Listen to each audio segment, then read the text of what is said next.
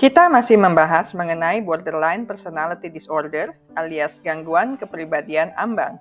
Ini adalah salah satu gangguan kepribadian yang tercantum dalam Manual Statistik dan Gangguan Mental edisi kelima. Saya membagi penjelasan mengenai topik ini ke dalam 2 video. Di video pertama minggu lalu, saya sudah menjelaskan mengenai pengertian, ciri-ciri, dan penyebab borderline personality disorder. Sedangkan di video kedua ini, saya akan menjelaskan mengenai dampak dan langkah-langkah penanggulangan borderline personality disorder. Kita mulai sekarang. Setiap orang dengan BPD memiliki pengalaman yang unik. Dampak BPD dapat bervariasi dari orang ke orang, tergantung pada tingkat keparahan gejalanya, dukungan yang mereka terima, dan faktor-faktor lainnya. Namun ada beberapa dampak yang lazim dialami oleh penyandang BPD dan orang-orang di sekitarnya. Pertama, dampak karena ketidakstabilan emosi. Penyandang BPD sering mengalami emosi yang sangat kuat, seperti kebahagiaan yang luar biasa atau kesedihan yang mendalam. Emosi ini dapat berubah dengan cepat dan seringkali tidak proporsional dengan situasi yang memicunya. Hal ini dapat menyebabkan penderita BPD merasa kebingungan, frustrasi, bahkan putus asa. Penderita BPD juga sering mengalami ledakan amarah yang intens dan sulit dikendalikan. Amarah ini dapat meletus dalam bentuk kata-kata yang kasar, perilaku agresif, atau bahkan kekerasan fisik. Hal ini dapat menyebabkan rusaknya hubungan dengan orang lain, kehilangan pekerjaan, atau bahkan berurusan dengan hukum. Kedua, dampak karena pola hubungan yang kacau. Penderita BPD sering memiliki pola hubungan yang kacau dan intens, ditandai dengan pergantian antara idealisasi dan devaluasi orang lain. Mereka mungkin sangat tergantung pada orang lain untuk mendapatkan dukungan emosional, tetapi mereka juga dapat dengan cepat menjadi marah dan kecewa terhadap orang yang sama. Hal ini dapat menyebabkan penderita BPD merasa kesepian dan tidak memiliki hubungan yang stabil. Ketiga, dampak karena masalah citra diri. Penderita BPD sering memiliki citra diri yang tidak stabil dan negatif. Mereka mungkin merasa tidak berharga, tidak layak dicintai, atau memiliki identitas yang kacau. Hal ini dapat menyebabkan mereka merasa rendah diri dan sulit untuk mencapai tujuan. Mereka pun seringkali menarik diri dari orang lain karena takut akan ditolak atau menyakiti orang lain. Hal ini dapat menyebabkan mereka menjadi lebih terisolasi dan kesepian.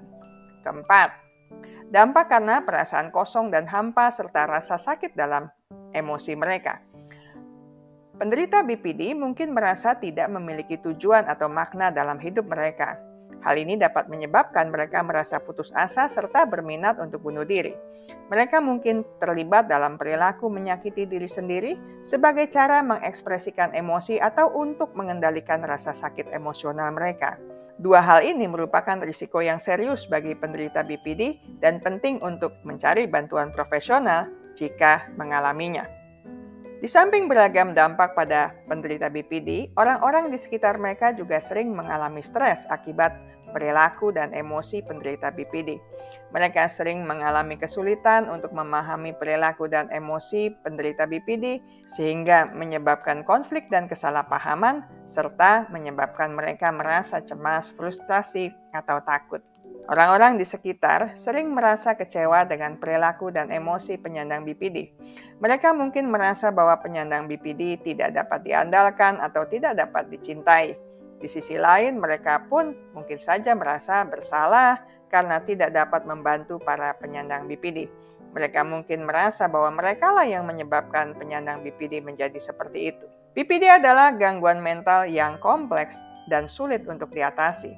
Namun dengan bantuan profesional dan dukungan dari orang-orang di sekitar, penderita BPD dapat belajar mengelola gejala mereka dan menjalani kehidupan yang lebih memuaskan.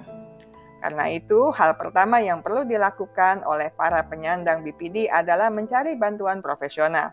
Penyandang BPD harus mencari bantuan profesional dari terapis atau psikiater yang berpengalaman dalam menangani BPD.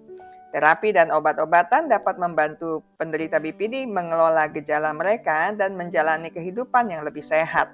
Berbicara dengan teman, keluarga, atau terapis tentang pengalaman, pemikiran, dan perasaan yang terjadi dapat menolong orang lain lebih mengerti hal-hal yang terjadi dan berkemungkinan menolong secara lebih efektif. Selanjutnya, mereka pun perlu terus-menerus belajar mengelola emosi dengan cara yang lebih sehat. Terapi perilaku dialektis atau DBT adalah salah satu terapi yang efektif untuk membantu penderita BPD belajar mengelola emosi mereka. Di samping itu, mereka pun bisa membangun hubungan yang sehat dengan orang lain, supaya mereka dapat merasa lebih diterima dan didukung. Satu hal lagi yang penting adalah mereka perlu menjaga diri sendiri secara fisik dan mental. Hal ini termasuk makan makanan yang sehat, berolahraga secara teratur, dan cukup tidur. Untuk orang-orang di sekitar penyandang BPD, pelajarilah tentang borderline personality disorder ini. Semakin banyak Anda tahu tentang BPD, semakin baik Anda dapat memahami dan mendukung penderita BPD. Bersikaplah sabar, pengertian, dan perhatian. Penyandang BPD sering mengalami emosi yang tidak stabil, jadi penting untuk bersikap sabar dan pengertian terhadap mereka. Penting untuk memahami apa yang mereka alami dan bagaimana perasaan mereka. Dengarkan mereka dengan penuh perhatian dan tidak menghakimi. Tawarkan dukungan. Penyandang BPD membutuhkan dukungan dari orang-orang di sekitar mereka. Berikan dukungan moral dan emosional kepada mereka. Namun ingat, jangan mencoba memperbaiki mereka.